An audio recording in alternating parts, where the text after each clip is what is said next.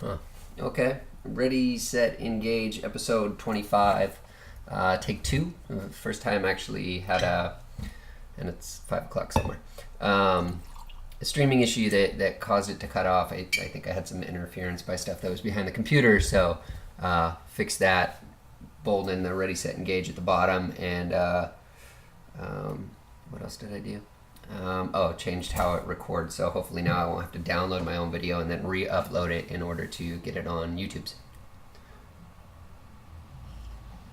Views expressed here are mine and mine alone. Do not reflect that of any organization that I'm affiliated with.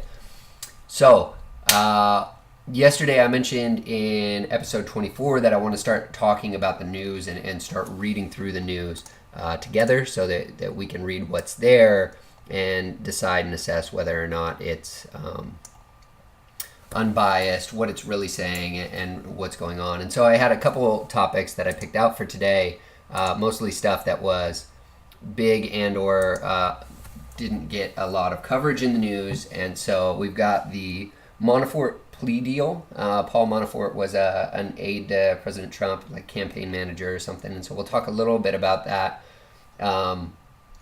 And what's going on there. The second one is GM and the layoffs, because that seems to be a big deal, especially for the political left at this point in time. Like, oh my God, Trump's big tax thing didn't help GM. Look, GM's failing and closing down factories. It is closing down factories, but we'll get to that as well. In fact, we only have to read one article for that, which is brilliant. The Democratic chair in California, it winds up that the leader of the Democratic Party in California, if I've got this correct, was the first homosexual leader of the Democratic Party in California. He is, over the weekend, been accused of sexual harassment, and I believe today he actually decided to step down from his position, and so we'll look at that a little bit. And then, of course, Hillary being Hillary. Like, one of the things that I tend to look for when there's a lot of news going on and it just seems sort of superfluous or not very in-depth is to see what other articles are happening and what I might be missing. And so we'll talk a little bit about Hillary and how awesome Hillary is. We've got a bunch of links. And so we'll go ahead and get right into it. Okay, so first, Paul Manafort. There's all these articles today, Paul Manafort, plea deal, repeated lying in Mueller. And so if you read through them, basically the narrative is something like this. Paul Manafort was signed a plea deal, and this was after he had already been charged with a number of, indictments related to campaign funding or tax evasion, whatever. And so there's actually, we'll get to the charges after this article. So basically, when you read through it, it's there's a bunch of crimes and lies on a variety of subject matter, and so it's kind of fluffy. Like, what exactly are they talking about? Defense said, he violated the deal, but he believes he's provided truthful information. If you read further, somewhere it actually quotes what the deal says, which is basically like he has to do everything, be fully, truthfully, completely, and forthrightly with all questions and any and all matters of interest of the government. And so basically what this is saying is the FBI and the Mueller investigation signed a deal with Paul Manafort, and the deal was meant to say, hey, we'll write down some of your charges, only charge you with 2 indictments, and I believe reduce the sentence, because right now he's facing up to 10 years.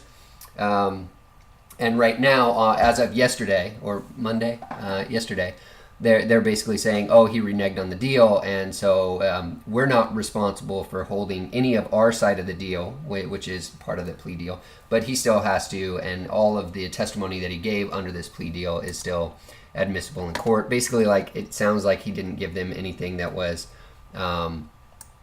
interesting, important, or backed up their whole Russia scheme.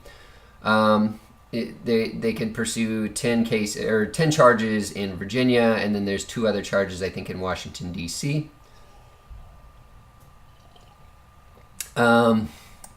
Here's somebody saying, they found no collusion, which is probably why they're going nuts. Somewhere in here, It talks about him being in solitary confinement, which is fascinating.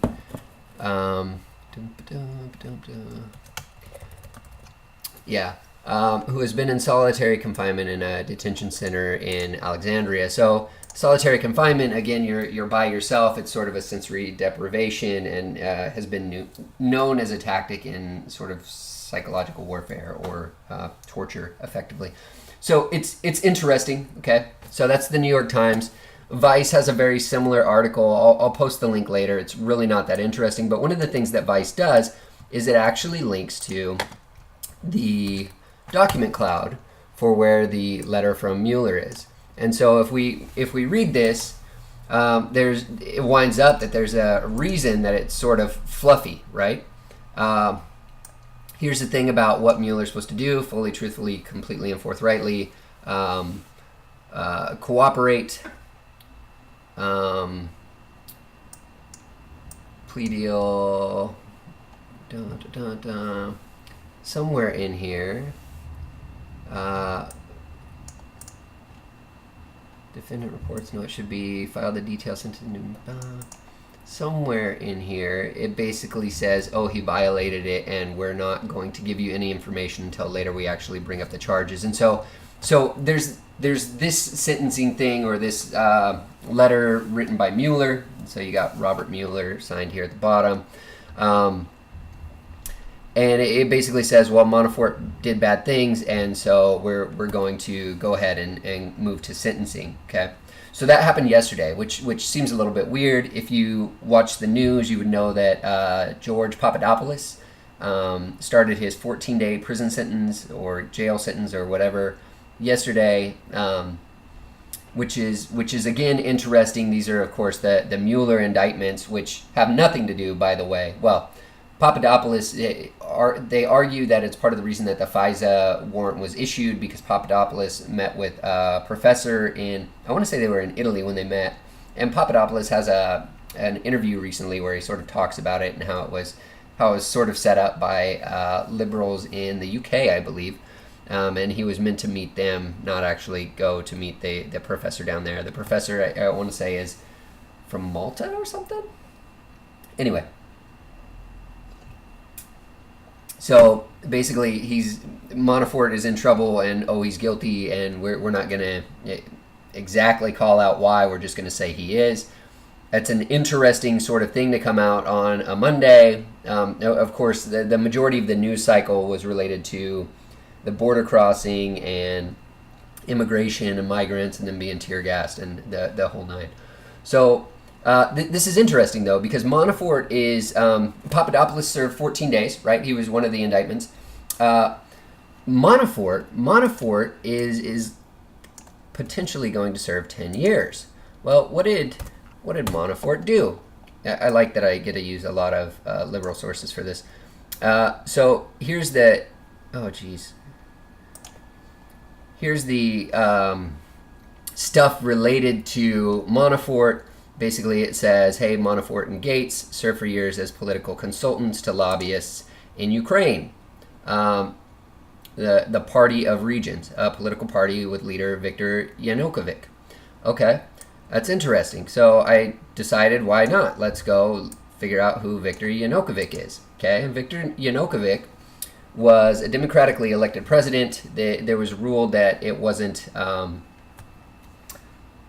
It was fair and honest or something like that. I believe it covers it somewhere in here. Judged free and fair by international observers. Cool. He was actually pro-Russia.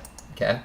He was pro-Russia, and this was happening back 2000-something to 2014. 2010 to 2014. 2014, there was all the issues with Kyiv. I believe that's when Crimea was coming to interest. But basically, he gave a big middle finger to the EU and decided that they were going to look to Russia for help in settling their debts. And then, if you read, he was basically forced out of the country. He ran to Russia. Was granted citizenship by a secret whatever. Interesting. Party of Regents. This talks Party of Regions. Excuse me. This talks a little bit about the party that he represents. And the reason I bring this up is because yesterday, when we were looking into the situation with Russia and Ukraine, we wound up looking a little at the political party that's in office, and then also the link to the Open Society Foundation, which of course is George Soros's think tank. Okay, so now you have a political party that was in office up until 2014. They were basically chased out of office. They were pro-Russia, and so you're starting to see that Ukraine is one, anti-Russia, and two, a little bit closer to Soros, which is interesting. And so why would we care? What does Russia have to do with anything at this point? Well, that's sort of the question I asked, and so with a quick search, Politico doesn't like my ad block.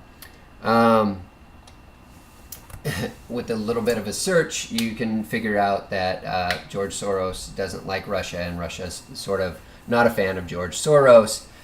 This is an article in Politico, so it's leftist, and here's the mention of the Open Society Foundation, progressive agenda, and invigorate the political left. Yeah, we've talked about it. Here's a little bit about Soros and trying to say he's a good guy, and it's fascinating. Again, I'll include all the links and sort of the excerpts that I took out of these things. But so all of a sudden you have Paul Manafort, who, he was affiliated with the Trump campaign. He was the campaign manager for a really short time. I want to say it was a couple months back in 2016. And then he was let go. He was highly recommended by the Republican Party and had served on previous election commissions or the RNC or something along that lines. I don't remember his full history. But he's now being targeted, of course, by the Mueller investigation, possibly served 10 years. His connection and what he's actually being indicted on is tax evasion related to him serving as a lobbyist for Ukraine back between 2009 and 2015 or something along that lines. So now you're starting to build this connection between, hey, why do we really have a strong desire to go after Manafort, and then how that links into the current political situation in Ukraine and obviously their interrelation with Russia. So I don't have too much more to say about Yanukovych. I haven't read too much on his individual politics. He's obviously pro-Russia. I found that interesting. I'll include the link, so if you're interested, you could read a lot more. But the point is, it seems like Manafort's sort of up shit creek without a paddle, and they're going to go after him. Not related to Russia meddling, by the way, just related to having connections over to Russia or Ukraine. Sorry. The other one that's been making its way around Facebook today is this one, which is GM is going to lay off 15% of its workforce. All right, thanks, K Vane.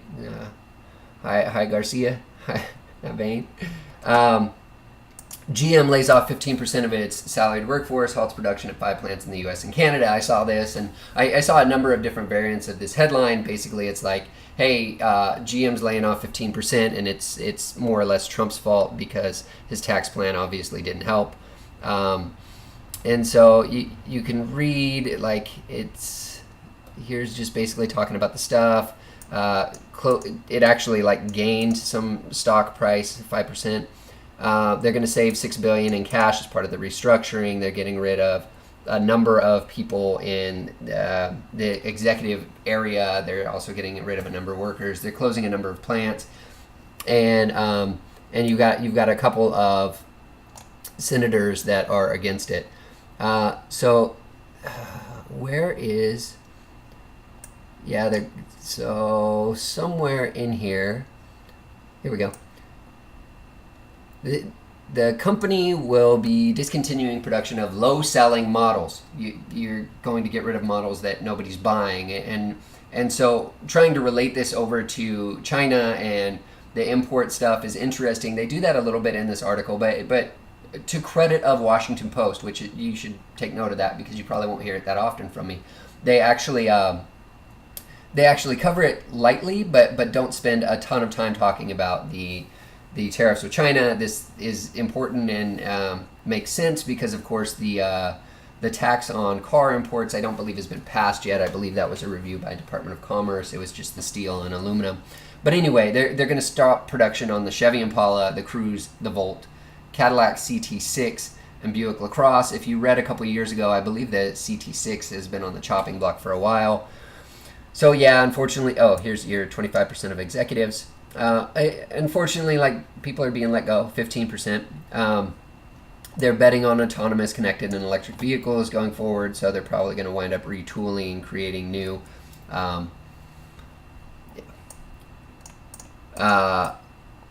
new tooling, new lines, etc., maybe a new factory or whatever to work on electric cars and autonomous cars. Tim Ryan, he's the... it doesn't tell me what party he is. Fair enough. Trump messed up. Trump is supposed to help us out with this. Trump's benefiting, sure. And as you read through, here you go. Tariffs announced last summer. Detroit big three automakers all trimmed their profit forecast for the rest of the year, citing rising commodity, steel, aluminum, etc. Yeah, get it? And so they mention it a bit down here at the bottom of the article. But here, and we're 4 or 5 paragraphs from the bottom of the article, it has this fancy thing that says GM was one of the large companies that didn't immediately benefit from last year's tax cut law because the company has stockpiled deferred tax assets from its rocky performance in the lead up to the financial crisis 10 years ago. Oh, so wait a minute. So Trump's tax plan didn't help out GM because they're still indebted in a tax frame of mind from 10 years ago when they had to get bailed out by the government. So it might not have anything to do with Trump's tax plan, and instead it seems to be related to maybe poor financial policy or poor handling of money a decade ago. Doesn't really seem like that's Trump's fault. And so, like, again, this is 5 paragraphs or 6 paragraphs from the bottom of the article. It's a fairly long article, and the news cycle all day is about how GM's laying off 15%, and it's Trump's fault, and etc. So the link will be included. Again, I suppose the punchline is maybe there was a bit more to the conversation than has been covered in the news cycle, especially all over the Facebooks today. Cool. That's GM. Let's see. This is indictments on Manafort. Oh, Hungary. Yeah, we'll get to Hungary later, I think. Democratic Party chair faces sexual misconduct allegations. Eric Bauman. Multiple sexual misconduct allegations were made against him. The party decided to launch a probe. This lady called on it. They're talking about bringing in the lady that was responsible for. Is it this one? Replaced with Michelle Dauber. Yeah, led the efforts to recall Judge Aaron Persky. Aaron Persky, as you may remember, was a judge appointed by Democrats in Southern California, and he oversaw the Brock Turner case. Brock Turner was, of course, charged with, I don't remember if he was charged with rape or sexual assault. He was a piece of garbage. He was effectively raping a drunk girl in an alleyway. 2 guys came, kicked his ass, and then he was arrested. He was a star swimmer at Stanford, I believe, and so got just a joke of a sentence, right? And it was because of Aaron Persky or whatever I lost his name. Yeah, Aaron Persky. So I mean, all that's public record. Stanford swimming, Brock Turner. There's your information right there. You're free to look that up. But basically, they're saying, hey, they're calling in the big guns, Michelle Dauber, to help cover what's going on and review this investigation. Oh, the page isn't going to load. But so the Democratic Party in hot water, and again, this is from November 26th, so yesterday. I believe the news cycle today says that this guy has stepped down amid the sexual allegations, and so Democrats in California are doing a little more than just getting in big debates related to border policy and immigration. Here's an example. But it wasn't covered front page, of course, because everyone wants to talk about tear gas children. Clinton Foundation. Clinton Foundation is in the news. Can you believe it? And some people will say that the Political Insider isn't news. Let me see if this is what it is. Basically, so if you scroll down, here's Fox News. It has a video. I'm not going to click on the video. I didn't really watch it like this one. But here's the tweet from Trump, and this came Sunday. Clinton Foundation donations dropped 42%, which shows that they did a pay-to-play game. And then in here it also talks about how they got, I think it was 12 million from King of Morocco, $1 million from Qatar, and a Friends of Bill related to the Haiti recovery. And so basically it's just saying, hey, this investigation that was mentioned back in January, somewhere in here it mentions that Sessions started it, to review what's going on with the Clinton Foundation and why they had such a substantial drop in donations, and how it seems like pay-to-play will of course get a little bit more attention now that the new dude has took over for Sessions. Somewhere in here, something he did good, and then anyway. So yeah. The new acting Attorney General, Matt Whitaker, has long been critical of possible ethical conflicts surrounding the Clinton Foundation. So Hillary Clinton is in the news, and of course related to the Clinton Foundation and the pay-to-play scheme. So that came out. That came out today. I think there might have been mention of it yesterday. I don't recall. I think I read it like in early hours this morning. So that's interesting. Clinton's in the news. The foundation looks like it's a bunch of malarkey, and it's been playing illegal games. Fair enough. Do you need something to pull away from attention on Clinton? Yeah, maybe. And then Hillary Clinton did an interview with The Guardian, and so the Guardian...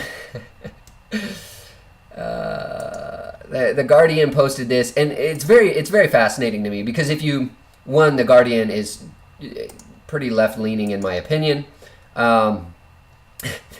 They've got this article, and instead of focusing on what Hillary Clinton said, which is what Fox News keyed in on and a number of different sources is keyed in on, they took and they did a long follow around Steve Bannon to talk about the populist movement and populism in the EU. And so here's a half-hour video. This guy's kind of a dick. He's the journalist that's there. This lady was elected in Italy, I believe, and then this, of course, is Steve Bannon. We all know Steve Bannon. He was related to the Trump presidency. I believe he was like the campaign manager or something after Manafort, actually, if memory serves me right. And then, of course, he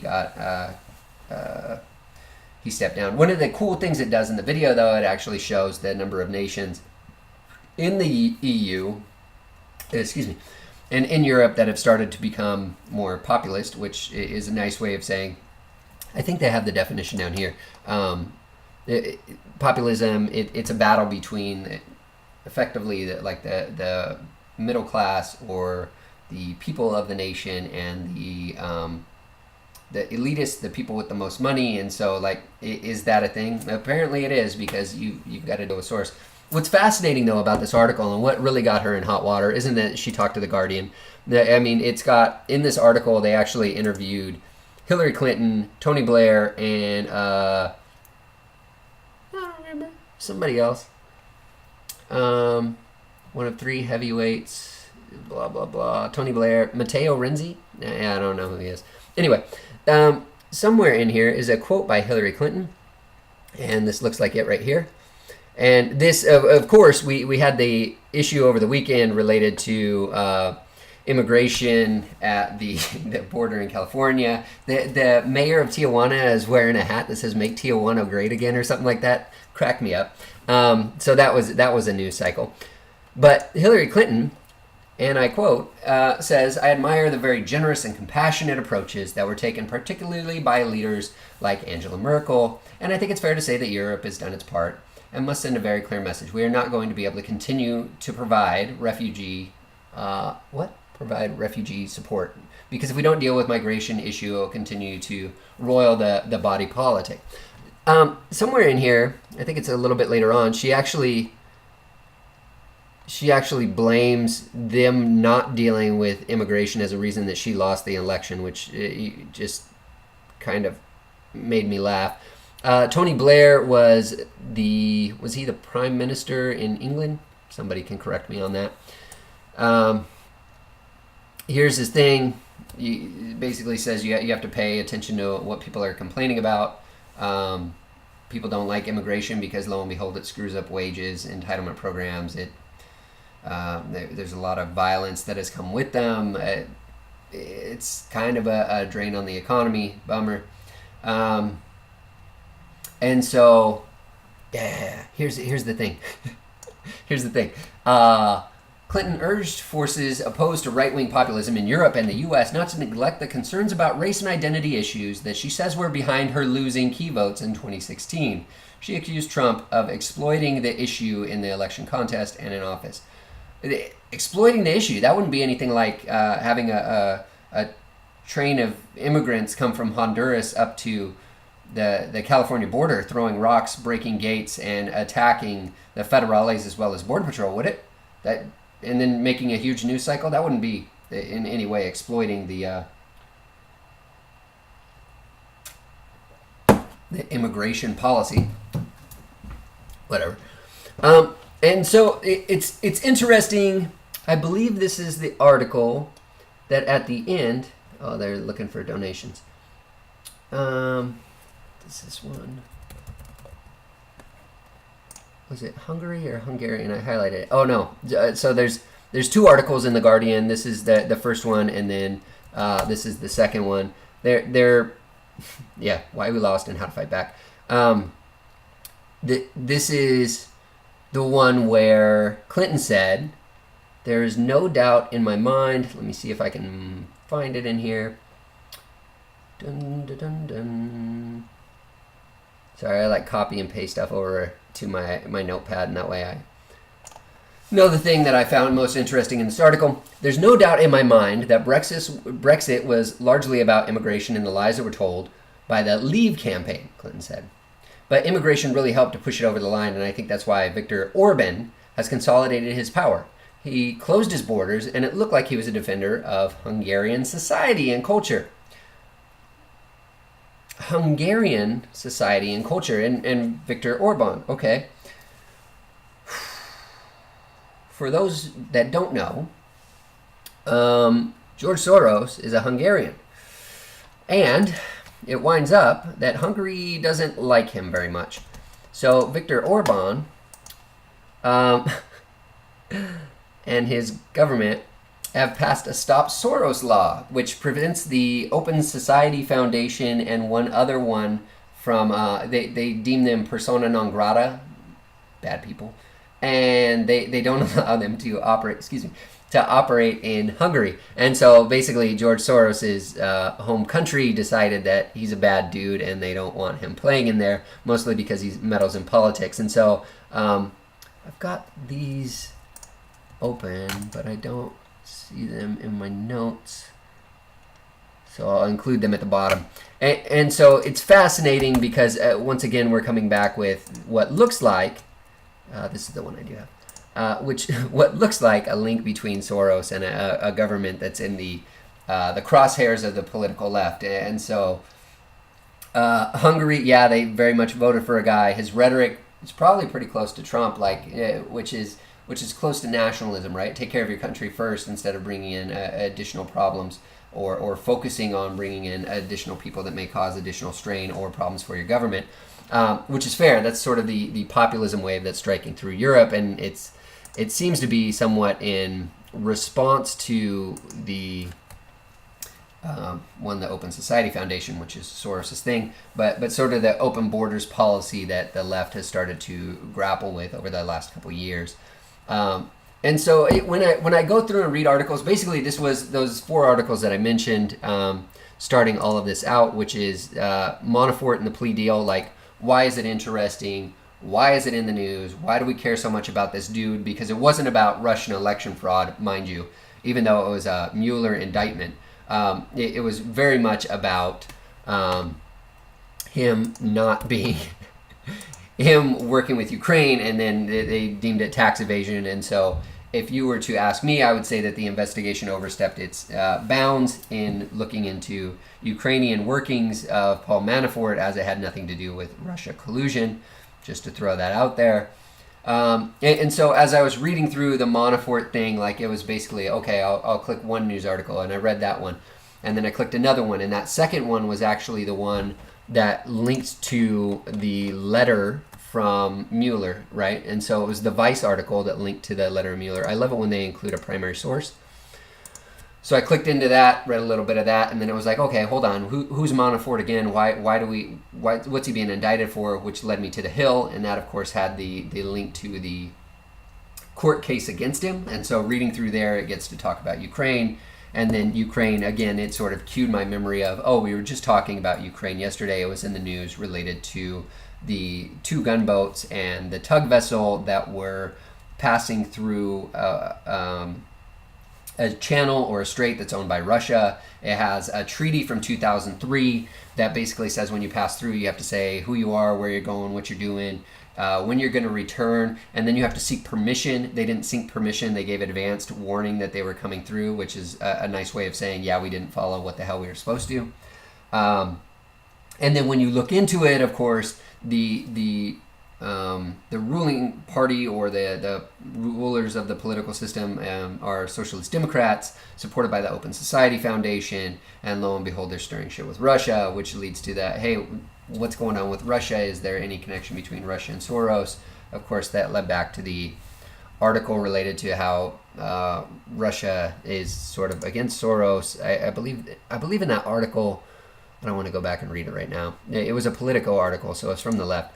But I believe if you read the sort of fine print or the underlying message of it, it's that Russia has effectively banned Soros and deemed him to be a persona non grata, somebody that can't do business in their country.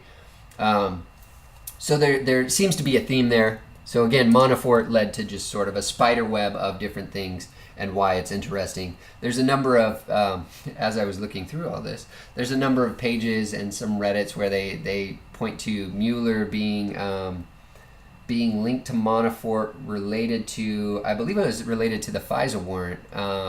And so the FISA warrant, again, that started the whole Mueller investigation was funded by the political left. Some will link it to George Soros and his foundations.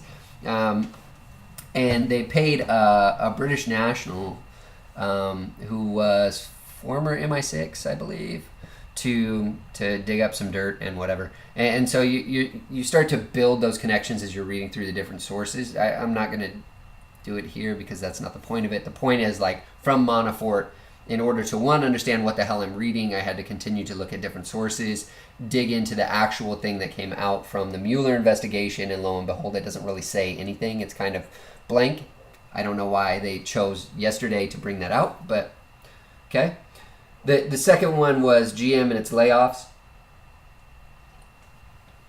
The majority of the things I've seen on Facebook today are sort of, it's Trump's fault, and Trump promised, things are going to get better in the U.S., but now we're losing all these jobs, and we're closing factories, and this is a car manufacturer, and those are all true. But what they don't seem to key in on is this is a long-standing issue that has been going on for the last decade and is related to tax issues that the GM Corporation had. And so this is actually going to save them $6 billion, get rid of cars that aren't selling very well, which, of course, if you want to talk about cars not selling well, you can go back and talk about the tariffs related to importing and exporting cars that Trump was talking about passing Trump was talking about passing means the Department of Commerce is reviewing on whether or not it presents a national security threat. Okay, that's basically how those pieces work. The tariffs work. It's the Department of Commerce makes that decision. But they were talking about increasing the tax on import of cars to like 10 or 15%, which would match what the import rate on trucks is, by the way, just to throw that out there. It might be a reason that Toyota is the largest manufacturer of trucks in America. They've got a plant in Texas, and so Who knows? I'll just throw those little tidbits out. But so they're basically getting rid of cars that aren't selling well. The cars really don't sell well overseas, and in fact, they probably wouldn't even be named a cruise overseas, but they don't sell well overseas. So it's sort of a non-starter, and blaming it on the tariffs and the trade, quote unquote, trade war that's been going on. Excuse me. So GM layoffs, yeah, they're a thing. Yeah, there's 5 factories that are closing. They're getting rid of cars that aren't selling very well, and they're starting to streamline their hierarchy to get rid of some executives, 25% of the executives, and start to line up to produce autonomous and electric vehicles. Like, they're moving towards the future. In the article, it actually calls out how sort of that's a long-term bet, and they'll be ahead of their time if they manage to land that well. But of course, that's not the headline that everyone's chasing. And then the last part is, of course, the federal tax issue that's been going on. And so because they deferred their taxes, they're having to pay them now, roughly translated. Democratic chair, again, it's fascinating because it's California, and the only thing we're hearing about California is Tijuana and the migrants at the border. It winds up, one of the sort of, I don't know if we'd call him a head honcho, Democratic chair, or whatever the hell his title was. Democratic Party chair, facing sexual misconduct allegations. So why we're spending so much time talking about the immigrants at the border, we seem to be missing. We seem to be taking our eyes off the prize of what's happening in the political landscape, especially related to the left. It's sort of the, hey, look over there, all that stuff's going on over there, and so that's where your attention should be. And then, of course, we talked about Hillary being Hillary. Both with the investigation into the Clinton Foundation and whether or not there was a pay-to-play scheme that of course kicked off in January, but Trump tweeted about it 2 days ago, and there was another tweet that was mentioned in the thing, or the Fox News article. So that's interesting, of course, with Whitaker becoming the Attorney General. And then the second piece related to Clinton was her interview with the Guardian, which happened like 5 or 6 days ago, somewhere in that range.